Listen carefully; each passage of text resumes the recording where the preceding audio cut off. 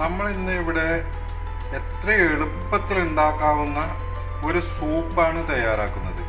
അതിനു വേണ്ടി ഞാനൊരു കോഴിയുടെ ചെസ്റ്റ് എടുത്ത് വെച്ചിട്ടുണ്ട്. ആ ചെസ്റ്റ് ആദ്യമായി നമുക്ക് ബോയിൽ ചെയ്ത് വേവിക്കാം.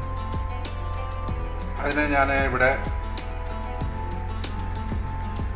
ഒരു 4 ഗ്ലാസ് വെള്ളം എടുത്തിട്ട് അതിലേക്ക് ആ കോഴി ഇട്ടിട്ട് വേവിക്കാൻ വെച്ചു. നമ്മുടെ കോഴി തിളച്ച് വരുന്ന സമയത്ത് ഈ കച്ചറ മുകളിൽ വരുന്ന ഈ കച്ചറ പോഷൻ കഴുകാം.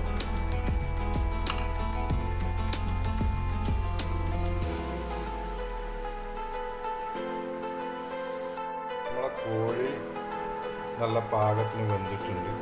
നമുക്ക് കോഴി മാത്രം പുറത്തെടുക്കാം, കാരണം നമുക്ക് വെള്ളത്തിൻ്റെ ആവശ്യമുണ്ട്. നമ്മൾ ആ വെള്ളത്തിൽ ഈ കോഴി തിളപ്പിച്ച സ്റ്റൂവിലേക്കാണ് നമ്മൾ ബാക്കിയുള്ള ഇൻഗ്രീഡിയൻസ് ഒക്കെ ആഡ് ചെയ്യുന്നത്.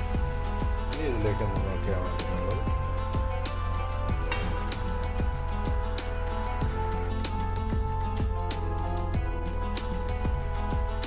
അപ്പം നമുക്ക് ഇതിലേക്ക് വേണ്ടുന്ന ഇൻഗ്രീഡിയൻസ് 2 ടേബിൾ സ്പൂണ് ഓട്സ്, ഒരു വലിയ ക്യാരറ്റ്, 2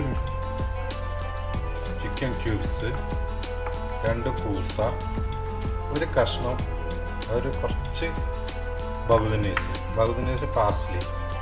ഇത് മല്ലിച്ചപ്പല്ല, മല്ലിച്ചപ്പ് പോലത്തെ വേറൊരു ഇലയാണ്, സൂപ്പിലൊക്കെ ഇടുന്ന ഇലയാണ്. ഓക്കെ, ഇനി നമുക്ക് ഈ ക്യാരറ്റിനെയും പൂസനെയും നമുക്ക് ഇത് നമ്മുടെ എല്ലായിടത്തും ഉണ്ടാകുന്ന സാധനമാണ്. അതിൽ ഇതുപോലെ ക്രഷ് ചെയ്യും, ഈ ഓൾസിൽ ക്രഷ് ചെയ്യും. ഓക്കെ, അതുപോലെ കൂസും ചെയ്യും. അപ്പം നമ്മുടെ കൂസ് ഇവിടെ ക്രഷ് ചെയ്ത്, ക്യാരറ്റ് അതുപോലെ തന്നെ ബഹുദനീസ് നമ്മൾ ചെറുതായി മുറിച്ചിട്ടുണ്ട്. ഇത് നമ്മൾ ചൂടുള്ള വെള്ളത്തിലേക്ക് ഇടുമ്പോൾ കട്ട പിടിക്കാതിരിക്കാനും വേണ്ടിയിട്ടാണ്. അപ്പം നമ്മൾ ഇത് എല്ലാ ഇൻഗ്രീഡിയൻസും ഒന്നിച്ച് നമ്മൾ ആ ചിക്കൻ വേവിച്ച വെള്ളത്തിലേക്ക് നമ്മൾ ആഡ് ചെയ്യാം.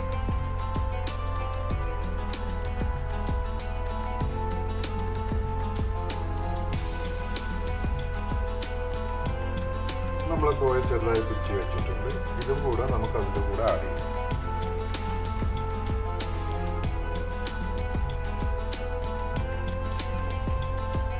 അപ്പം നമ്മൾ ആവശ്യമുള്ള എല്ലാ സാധനവും ഇട്ടിട്ടുണ്ട്. ബഹുദനീസ് മാത്രമാണ് നമ്മൾ ബാലൻസ് വെച്ചിട്ടുള്ളത്. അപ്പം നമുക്ക് ഇതിനൊരു 10-15 മിനിറ്റ് നേരം ഒന്ന് ഈ വെജിറ്റബിളൊക്കെ ഒന്ന് വെന്ത് വെള്ളമൊക്കെ ഒരു പാകാകുന്നവരെ, അപ്പോൾ അത്യാവശ്യം ചെറിയ കട്ടിയുണ്ട്, ഒരു 10 മിനിറ്റ് നേരം തിളക്കുമ്പോൾ ഇതൊക്കെ ഒന്ന് റെഡിയാകും. അപ്പോൾ ഏകദേശം ഒരു 10 മിനിറ്റ് നേരം തിളച്ചത് നമ്മുടെ കൂസയും ക്യാരറ്റും ചിക്കനും ഓട്സും ഒക്കെ ഒന്ന് നല്ല ശരിക്കും എന്ത് പാകമായിട്ടുണ്ട്.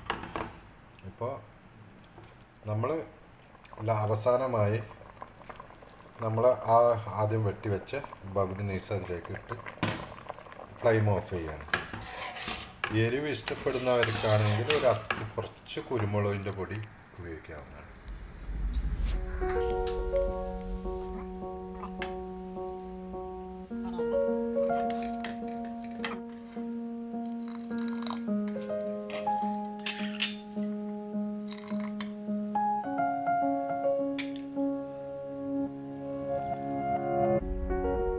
നമ്മുടെ സൂപ്പ് ഇവിടെ റെഡി ആയിട്ടുണ്ട്.